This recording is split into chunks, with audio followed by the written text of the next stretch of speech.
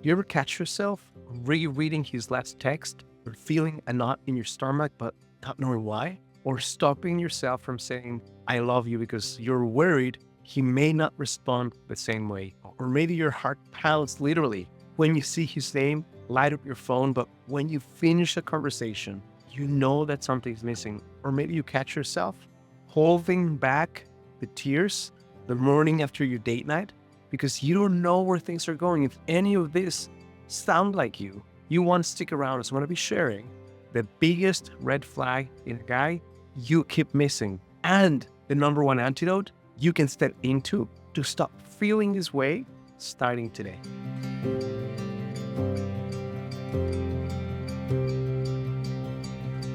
I'm going to take a wild guess right now and say that if you're watching this video, this is probably not the first time you've experienced this level of anxiety or confusion or ambiguity in a relationship. And before I even start sharing what all this is about and the antidote, I want to share with you that I have the utmost respect for you showing up right now and facing the music and learning something that literally can change the course of your relationship life going forward. And I'm not saying this as a flashy promise. I've had the privilege of helping women get really clear about what's going on. And as a result of that, making a massive shift either on getting the level of commitment they want or stopping to waste their time. Now, there's no judgment on me if I'm sharing this, because there's going to be a tendency as I'm sharing maybe the conditions that are ripe for this type of situationship or confusing relationship to develop.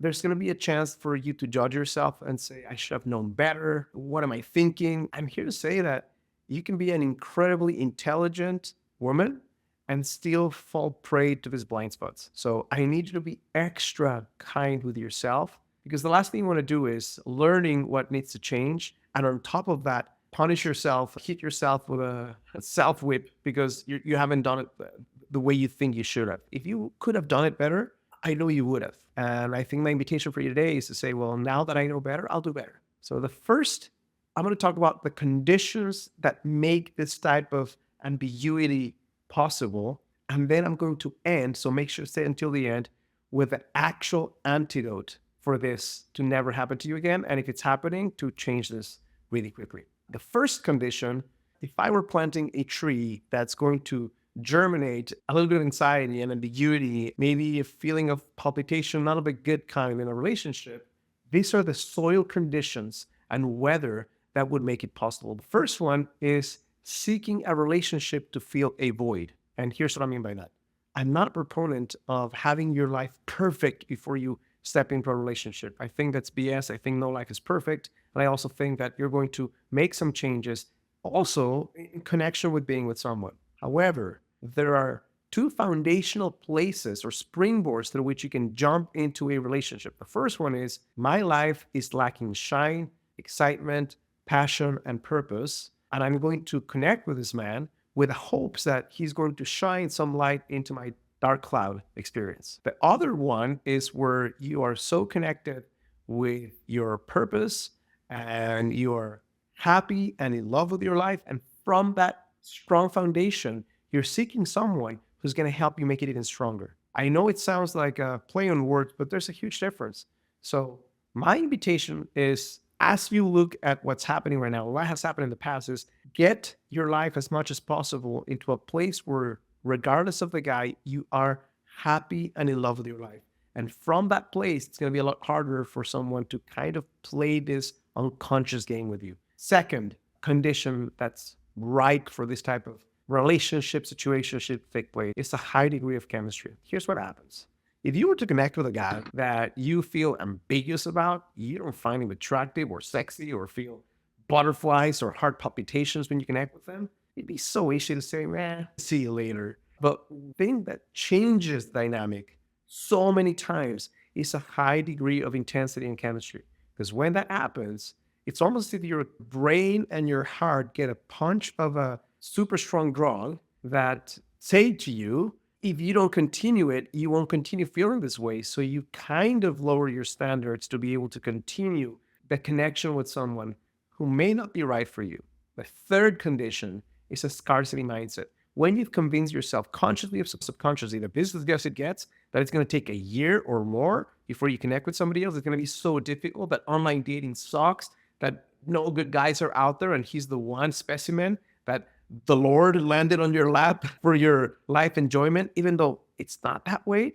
When you have that type of scarcity mindset, you're far more likely to create a connection with someone that lands in this feeling of never knowing what's happening, never knowing where his mind is at, if he's ever going to commit, if how he feels about you. The fourth condition that makes this type of painful situation happen is an over-reliance on dating apps. Now, I'm not dissing dating apps in any way. As a matter of fact, I've had many clients who have found their husband meeting first through a dating app. But when you over-rely on dating apps and you don't have a solid system and a mindset that helps you win on dating apps, then you're going to have a really painful experience there. And if you're not connecting with guys organically, then relying on those apps is going to falsely inform your brain that you have to stick it out with this guy because what's out there on the other side is not good for you. Now, before I share my last ideas and also how to change this and what is the real thing, the flag you're missing in a guy, red flag you're missing in a guy.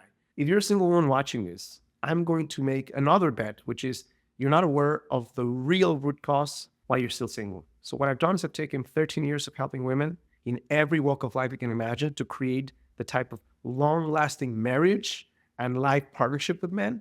And I put together from all those learnings a quiz you can take in 60 seconds that will reveal to you the number one reason you're still single. If you would like to participate, all you have to do is go to the first link on the description of this video, and you're going to see a page that looks like this. Answer a few simple questions, and within 60 seconds, you'll have two things: the answer to the elusive question, why you're still single, and a custom report based on your specific blind spot that will share the number one action you can take today to attract the guy you want in a fraction of the time. The next condition that creates the right solid ground for this situation to take place is a lack of boundaries to date. If you are afraid of not getting what you want, finally connect with someone, you feel high sense of chemistry, and you haven't previously defined the boundaries you will have to date, what needs to happen for you. Go out with someone, for you to go out with someone again, for you to have physical connection with him, for you to have sex with them, for you to enter a relationship. If you haven't defined that, you're at the mercy of your feelings.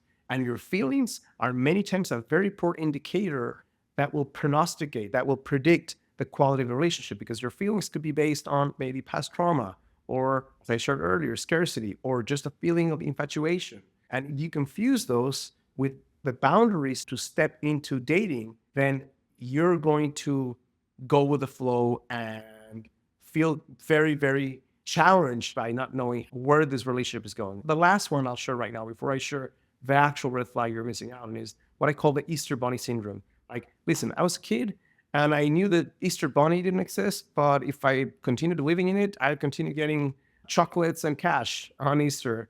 So I just kind of believed in my own self. I just made myself believe that this is true. I expressed it that way, and guess what happened? I continued getting little chocolates on Easter. So the Easter Bunny syndrome says, if you are convincing yourself because you want this to work, that this is the guy, that you need to wait it out a little longer, you're typically going to face a situation where you're not really sure where things are standing for you now. Here is the red flag that most women miss when these conditions exist, is a guy who is confused. I've shared this on a few of my videos that a confused guy is many times more corrosive and toxic than an abusive guy. And before you throw tomatoes at me, let me fully explain, because it's a nuanced conversation. Obviously, an abusive guy is horrific and toxic. However, an abusive guy and a toxic guy, if you know a bit about psychology, you might clearly see that before you understand the confused guy. The confused guy is going to fly under the radar so swiftly. If you're someone who is empathetic, but you misguide your empathy with this man, you're going to actually give this guy who doesn't deserve a hall pass after hall pass, because you're going to give yourself the excuse of, oh, this guy is just going through something rough and I need to support him. Or worse, he's going through a divorce and I just need to wait it out. Or he's so busy at work right now. And this busyness has lasted months. And here he is still unable to prioritize a relationship and kind of get his head together to define for himself what the F he really wants. So if you are with a guy, well, first of all, there's two different situations right now. One, if you are out of one of these situations, the one thing you can do if you want to prevent this from ever happening again is to have one set of standards and principles that you stand by before you go on a date with someone. And that is, before you go on a date with someone, you must know what the hell he's looking for in a partner, what he's looking for in a relationship, not with you, with someone. And I'm not saying that you can't have that conversation if you change his mind, but you can always, if you've had this conversation, refer the conversation that we had before the first date and go from there. If you've never asked that question, the more you go along, the more connection you feel with them, the more afraid you are of opening Pandora's box and asking those questions. So asking the questions before you meet the guy, clarifying and deepening during the first date. I'm not saying just have an interrogatory on the first date, but definitely go a little deeper and find out if what he said to you on the app matches his body language, his expression when he's sharing with you to your face what he's looking for, right? Now, if you are in the middle of this, same thing. If you want this to change, you need to have one sharp, courageous conversation, not mean, not unkind, but one conversation where you say, hey, can we talk about something I'm feeling right now? And then just share it in your own words. I'm feeling a lot of connection with you. I love spending time with you. I'm feeling a lot of connection with you. I'm a little confused because right now I haven't had this conversation with you, but I'd like to share what I'm looking for, not with you necessarily, even though obviously I'm open to that, but with someone. I'm looking for this type of connection. And I don't get the sense that you're clear about what you want. Would you mind clarifying for me? What are you looking for right now in a relationship? And that conversation is going to be telling, because if you haven't had it, it may be a little sharp and painful, but it's going to be eye-opening. If he's not stepping up and he really wants something, he's going to be clear, and you can both mutually agree on what specific actions need to shift for you to continue investing in the connection. If he reveals the truth that he's confused, then for the love of yourself, take a break from him. Get some time for yourself where he gets a chance to A, miss you if he misses you, and B, define what he wants. Because if you continue connecting with someone, falling for someone who doesn't even know what he wants, you're in for a massive roller coaster of pain. Hope this is helpful and insightful. If you found this useful, it would mean the world to me and my channel if you click like and subscribe. A lot of people who watch these videos also subscribe, and it makes a huge difference for me. If you'd like to continue learning how you can attract the guy you want without the need for gimmicks, manipulation games, or stupid techniques, make sure to watch the next video right here.